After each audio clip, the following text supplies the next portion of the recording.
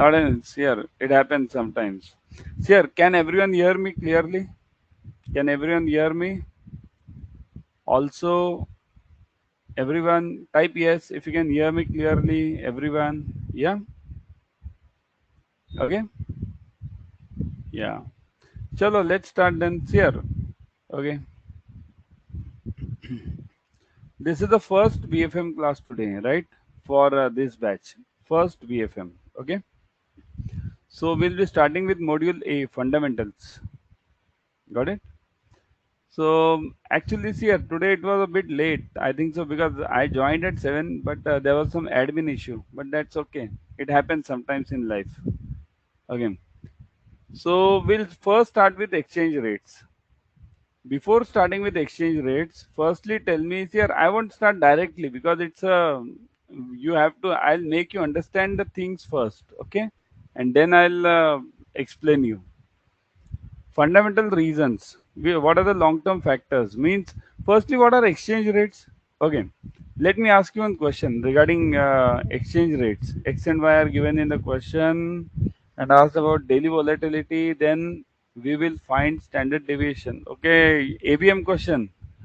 Okay, ask me in that ABM class here because right now it's BFM. It will waste our time, everyone's. Okay, kindly ask me in that ABM question again. Okay, ABM class. 9 to 10, I think so, isn't it? Kindly ask it at that time. But I'll answer that. So right now we are in BFM. BFM, okay? There are two separate topics, BFM and ABM. Okay, everyone. Okay, chalo. Uh, Firstly, let me ask you one question regarding this forex. Okay, so remember, tell me one thing. If I give a loan in Indian rupees and take a deposit in Indian rupees, okay, so will the forex rates affect me at all? Means I give the loan in Indian rupees and I take the deposit also in Indian rupees. Will there be any role of forex in this? Anyone? Yes or no? Just yes or no. That's it. Okay. No role. Clear? No role. When does forex come into picture? See, here, module A is totally forex. Everyone. Okay. When does forex come into picture? Forex comes into picture only when there are two or more currencies involved. There are two or more currencies involved. Okay. Yeah. Two or more currencies. It can be anything. Okay. So, what are the reasons which affect the foreign exchange rates? First, fundamental reasons. So, what are the fundamental reasons here?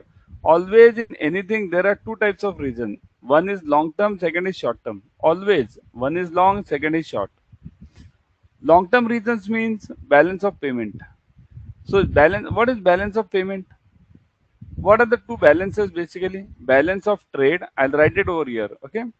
Balance of trade and second is payment, right?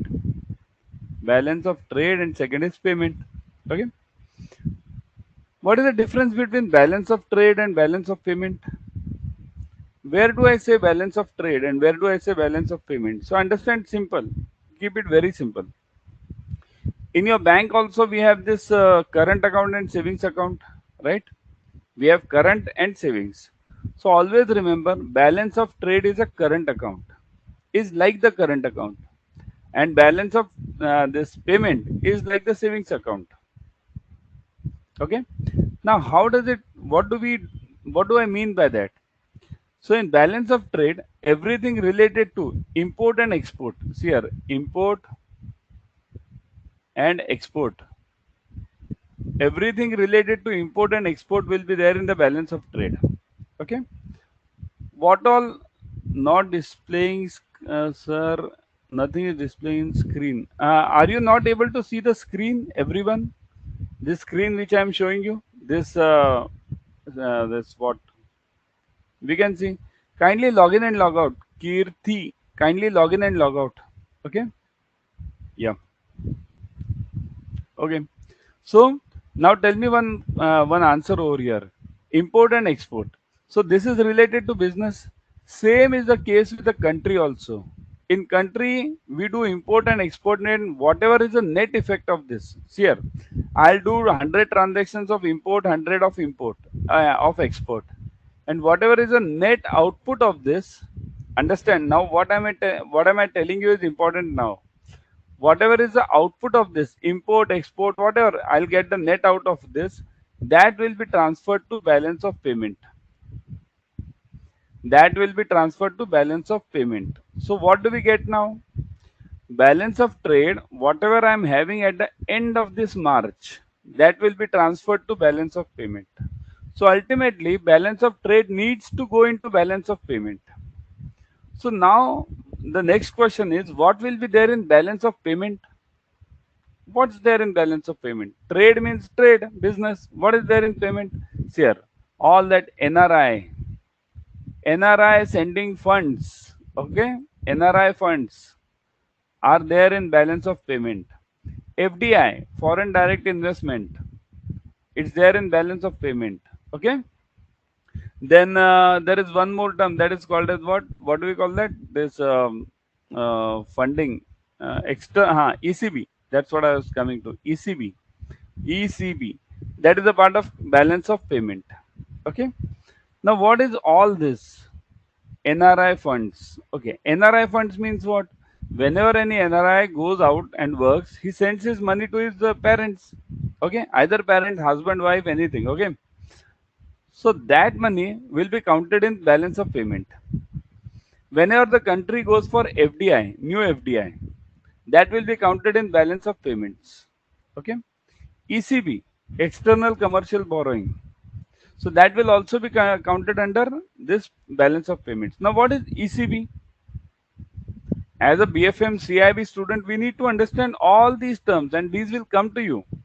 What is ECB? External commercial borrowing means when the country borrows from other countries through the banking system, of course. So that is known as ECB. There are two types of ECBs related to banks. That is buyer's credit and supplier's credit. Buyer's credit and supplier's credit. I'll come to that later. We are having all the topics under BFM. Okay, got it? Now next. So balance of payment, generally surplus leads to stronger currency, whereas deficit leads to weaker currency. So surplus will be a stronger currency, deficit will be a weaker currency. Do you say so? I mean, do you think this is correct over here? Here, what is the forex reserve which India is having now? India is having forex reserves. What is the forex reserve? Anyone has read the newspapers or anything related to that? What is the forex reserves which India is having now? Anyone? Roughly? It is roughly 650 billion. Roughly. It may be more somewhat. 650 billion. It is one of the biggest, means dollar reserves. Now this dollar reserve, we are having a huge balance of payment over here, means huge currency over here. So that's why rupee should be stronger, but rupee is getting weaker now. What does it say? Generally, a surplus leads to stronger currency and deficit leads to weaker currency. So here we are having huge surplus of dollars, but then also what is happening now? If you check the rupee rates, where are the rupee rates going now? What is the present rupee rate? Dollar to rupee rate? Dollar to rupee rate presently right now is, let me get it. So dollar to rupee INR, yeah, it is now 81.75. Okay, so presently it's 81.75. It's going up. Okay, now tell me one thing. If I say right now, okay, dollar to rupee, okay, let me get it over here. Dollar to rupee, dollar to rupee. Okay, if I say it is 70 and then I say it is 81, 81 means dollar to rupee was 70 earlier, let's say last year, and now dollar to rupee is 81. So what is happening in this? Is dollar getting stronger or rupee getting stronger? Who can tell me the answer? Dollar to rupee was 70 earlier, now dollar to rupee is 81. So is dollar getting stronger or rupee getting stronger? Yeah. Dollar getting stronger?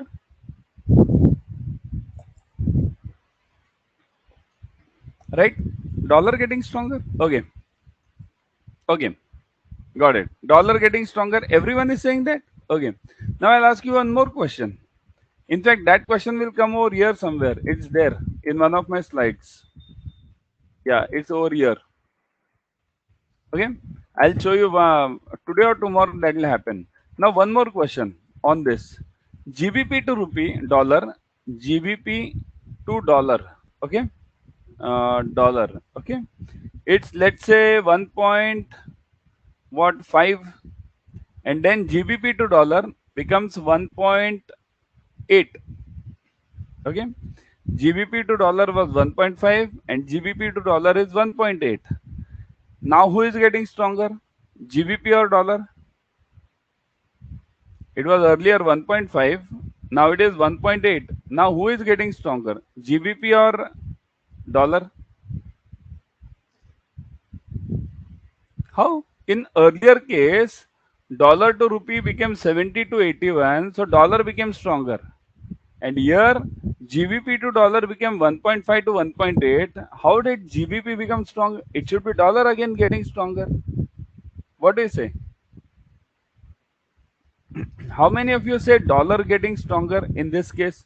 GBP to dollar 1.5 to 1.8. How many of you say dollar getting stronger? Does anyone say? Yeah. Why GBP is getting stronger? Because understand, now you come to the point of direct and indirect rates. Direct and indirect rates. Remember one basic rule in direct rate. See, this is known as a direct rate. Direct. Okay. Dollar to rupee is a direct rate. Whereas GBP to dollar is an indirect rate. You might have read this 1,000 times during your JAIIB. Okay. And also during that somewhere in ABM you might have read it. Okay. But the problem is we don't understand the real meaning of this. Direct means the other currency, dollar.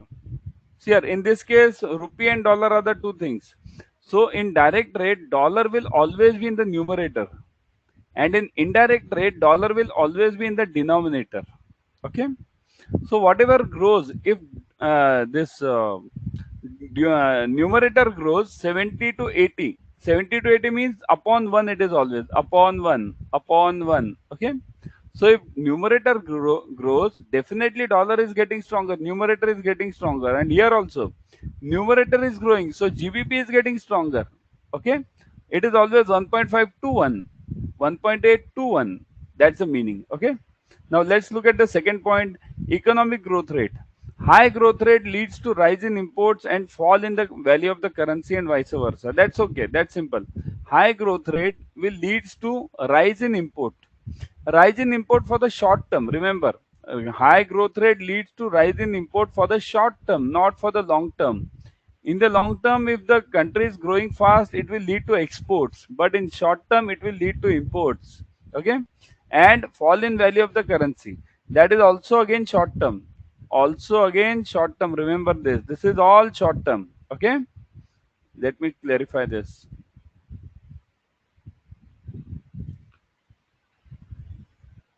So this is all short term. In the long run, always growth in economy will lead to a higher, stronger currency, always stronger forex rate. Okay. Fiscal policy and expansionary policy. Lower taxes can lead to a higher and economic growth rate.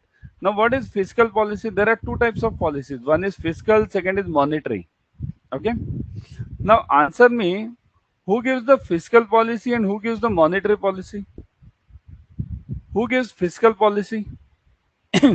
Okay, let me make it simple. Who gives monetary policy?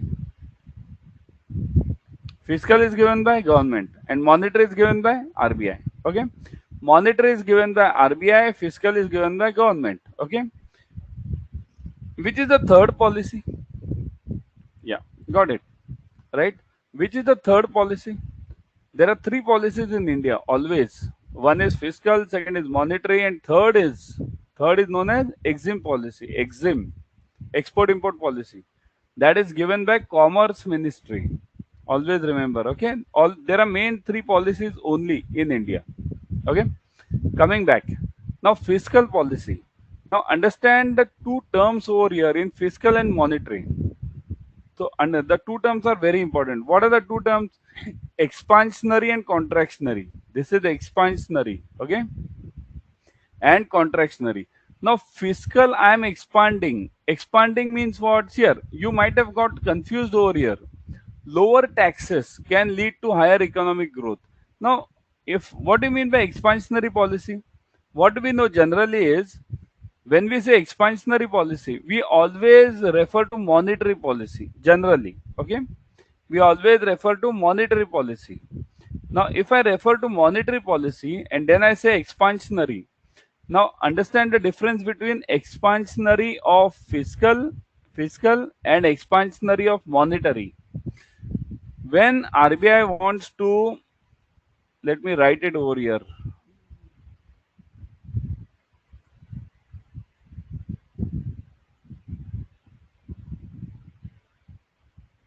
Say this.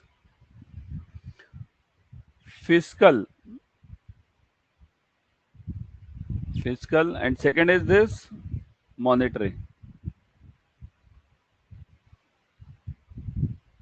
Okay, that is by RBI and that other one is by government. Okay, now I'll talk of this expansionary policy. Expansionary, okay, expansion. Now, if I'm talking of expansion, okay, in fiscal policy, if I want expansion, then what will I lower? Okay, in fiscal policy, if I want expansion, I will lower the taxes. And in monetary policy, if I want the expansion, I lower CRR and repo, mainly CRR. Okay, so understand the difference between the two. Okay, fiscal is always related to government. Government will always handle only taxes. Government can't handle CRR, and RBI will handle only CRR and repo. It can't handle taxes. Okay, so that's why expansionary under fiscal means lowering the taxes. Expansionary under monetary means lowering CRR and repo. Reverse is the case. Contractionary under fiscal means increasing the taxes. Contractionary under monetary means increasing CRR and repo. That's a simple rule. Okay. Now you tell me one important point over here. Which is the policy going on by the central bank in USA right now? Is it expansionary or contractionary? Are you listening to the news nowadays? You should, in fact. Anyone who is giving CAIIB must listen to the financial news at least. You are having all those on YouTube nowadays. Okay. So tell me, which is the policy the Central Bank of USA has adopted? Is it expansionary or contractionary? I'll tell you the important part. It is contractionary presently. They are going on increasing the rates. Okay, basically bond rates, CRR, bond rates, everything, repo also they are increasing. So they are increasing the rates. Why are they increasing the rates?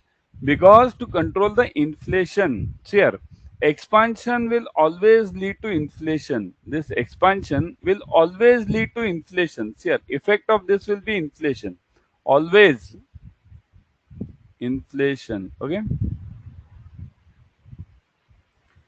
Expansion will always lead to inflation.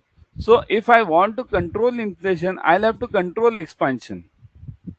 But there are negative effects of controlling expansion. See here, inflation will be controlled, but the growth will be stopped. Growth will be stopped. Now, what US is doing, USA is, if you check the news right now, they are increasing their bond rates. Now, if they are increasing the bond rates, what will happen? Inflation will get controlled, but the growth will go down.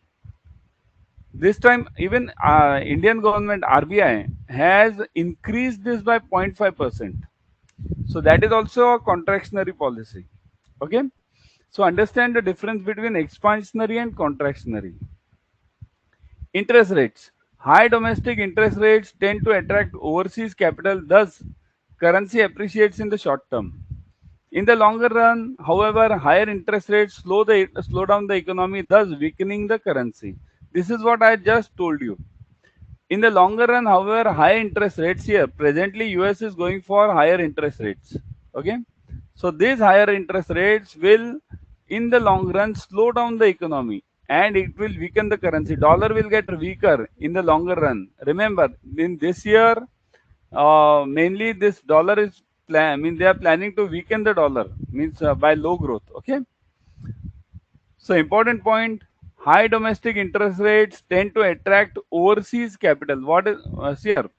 Uh, if somebody amongst you might be in the stock markets, investing in the stock markets, or at least following the stock markets.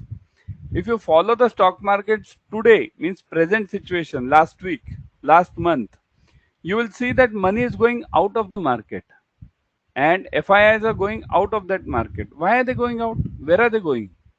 These guys are going to USA. Why? Because high domestic interest rates. US government has increased the interest rates. So what happens? All the dollar funds from India are moving out to USA. But in the this is for the short term. In the long run, if they go on increasing, all the dollars will come back again to India because the growth will be slowed. Got it? Political issues. Political stability is likely to lead to economic stability and hence steady currency, while political instability will have a opposite effect. Simple rule. Suppose if I tell you to invest something in Pakistan or Sri Lanka, will you invest it over there? Nepal. If I tell you to invest, will you invest? No, you won't. Because where is the political stability over there? And why are all the funds, all the companies coming to India? In fact, many you'll see in Asia, India is the only spot where there is a huge foreign investment coming up. Why? Because of political stability. This is very important. Remember, there is called as pestle. Pestle means what?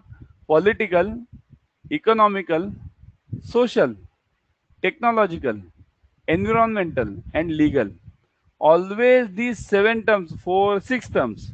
These six terms are always followed by any of the means fund manager. He will always look at these six issues only while investing in any country: political, economical, social, technological, environmental, and legal. Okay. Now let me show you, come to this OMO and MSS. This part, why have I written it over here? This I have written it for this interest rates. So understand one simple part. Interest rate, you will get these terms, OMO and MSS. You will get these terms 1,000 times in this BFM lecture. 1,000 times. Because full module B and C are dependent on these terms only, OMO and MSS. Okay. What does OMO do? Who can tell me? What is OMO basically? OMO is related to whom? Is it related to any institutions? Which institution is this related to OMO? What is it related to? RBI, right? Open market operations. Okay. Now I'll ask you one few questions about this OMO. Okay. Is OMO a primary market or secondary market structure? Is OMO a primary market or secondary market structure?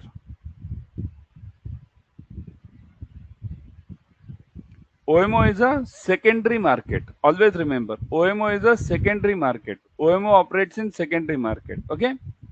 Question number one. Always, OMO is in the secondary market. Means what does RBI do? Under OMO, RBI. Okay. Now that was my second question. The second question, under OMO, does RBI buy the currency, bonds, whatever commodities? Does RBI? It's mainly related to bonds. Does RBI buy the bonds or does RBI sell the bonds under OMO? Under OMO, does RBI buy the bonds or sell the bonds?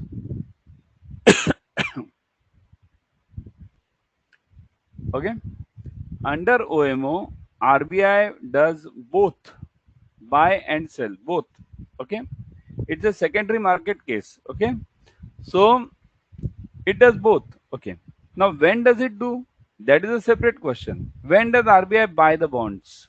When does RBI sell the bonds?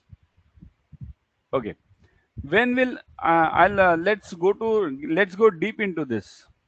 When does RBI buy the bonds? Okay, let's consider you as a bank and some me as a RBI. Okay, you as a bank. Now, if I ask you to give me the bonds, if I ask you to give me the bonds, means I'm buying the bonds now. So what will you tell me? You'll say, okay, I'll give you the bonds, but what are you giving me in return? It's always business. One hand you give something, second hand you get it over there. Okay, so what will I give you as a RBI? What will I give you in return if I buy the bonds? I will give you money. RBI will give you money. Simple. One hand it will give money, second hand it will get the bonds. Okay, so what is this called as? When RBI buys the bonds and gives the money, that is called as repo or reverse repo. When RBI buys the bonds and gives the money, that is called as repo or reverse repo. Yeah. Okay. Now let's come to this repo and reverse repo. When RBI buys the bonds and gives the money, RBI is giving the money. Okay. When RBI gives the money, it is called as reverse repo. Under reverse repo, RBI gives money. It buys bond, gives money. It's like that vegetable, sabji wala. You buy sabji, you give money. You give sabji, you buy money. It's that simple. Okay. So under reverse repo, RBI will give money to the banks. And under repo, it's the reverse thing. RBI will buy money from the banks and give the bonds. Give the bonds and buy money from them. So under repo, RBI gets the money from the bank. Okay. So that's why we always see repo rates increase. Repo rates increase means what? The rate at which RBI buys from the banks, that is increased. If that is increased, what will happen? It's like the FD. Means if you are a bank, I am RBI, I'll tell you, okay, now I'm giving you some FD at let's say 4%. And then I'll say, okay, now I'll give you an FD of at 5%. You'll say, okay, the best thing. If you are giving me the FD at 5%, I'll invest with you. So you'll give all the money to me. Now, if you give the money to me, you are having a limited money. You are a bank. You are having a limited money. When you give money to me, what will happen? You won't have money to give it in the market as a loan. So if you don't give loan, people will not get loan.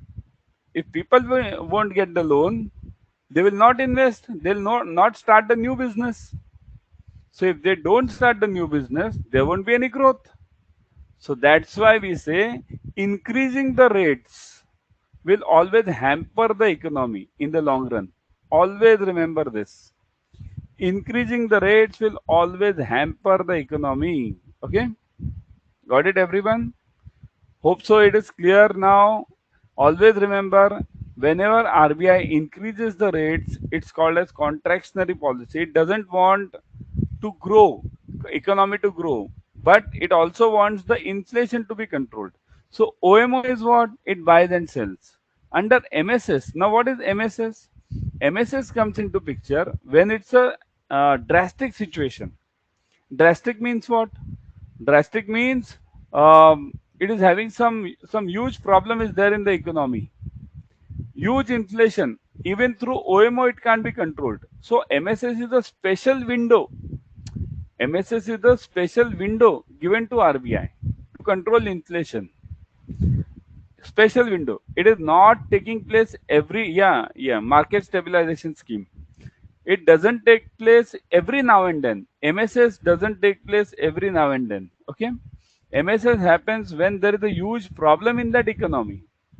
So at that time, RBI steps in and says, okay, now give me all the rupees.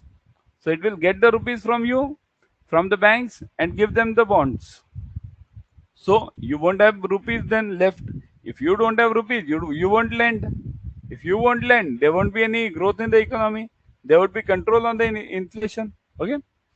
So that is the way RBI always checks in. Remember, if you understand these two things only, OMO, MSS, repo, reverse repo, then also you will get almost 5 to 6 marks in BFM. 5 to 6 marks are clear in this, because you need to understand the concept of all these things, OMO, MSS. Now, I'll be asking you various times. Means now, as the class starts, you'll get all the things over there. Now, what are the technical reasons? Okay, we'll cover that tomorrow. Okay, from tomorrow we'll start at 7 a.m. 7 p.m. not a.m. Okay, from tomorrow 7 p.m. directly. Okay, so I'll take a leave now. Tomorrow we'll be having the class at 7 p.m. Dasera we are having the holiday on Wednesday. Okay, hello. 9 p.m. many of you are there again in the ABM class, right? So let's meet. And 8 p.m. also there is a class separate now. Okay, BFM. Chalo, bye everyone. Let's meet at 9 p.m. then for this ABM class.